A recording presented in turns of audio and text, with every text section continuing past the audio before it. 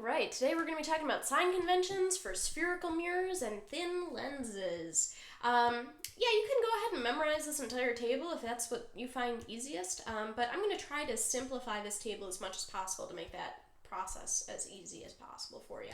So first thing, let's focus on focal length. So when you're dealing with mirrors and lenses, the focal length is something that you kind of just have to memorize.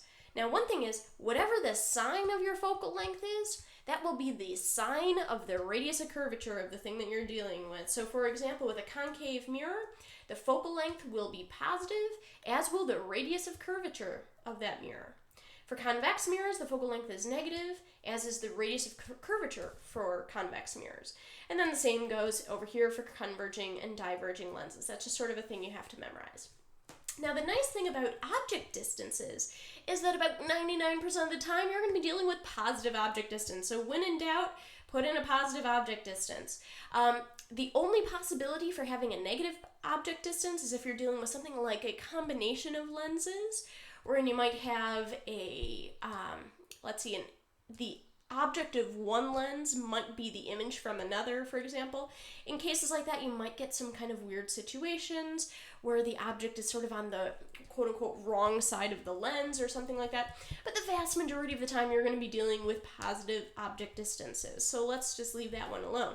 Image distance, I'm going to skip for a moment because it's a little bit complicated. I'll go back to it in a second. Magnification is the next one up. You get a positive magnification if the object and image are both sort of in the same side of the horizontal line. So in other words, if your object is upright and your image is upright, if they match, then we say that the magnification is positive. If the object is upright but your image is upside down, then you have what's called a negative magnification, 100% of the time. Another word for upside down is inverted, so you will see that sometimes as well. Okay, finally you've got image distance. So this is the one that tends to confuse people. But here's the rule of thumb with this one. This will help guide you the vast majority of the time. If you have a light ray, for example, that actually hits your image, then we say it's a real image.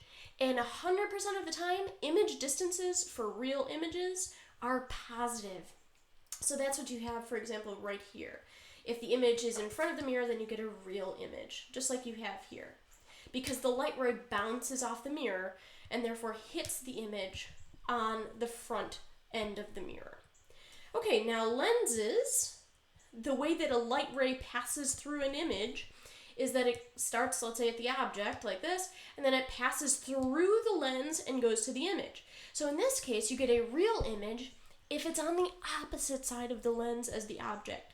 So again, just think about the direction that a light ray would want to go, right? Mirrors typically are going to bounce your light ray back. So you get a positive image distance if that image is on the left side of the mirror. Whereas with lenses, a light ray is going to pass through the lens, and so you get a positive image distance if the image is on the opposite side of the lens from the object.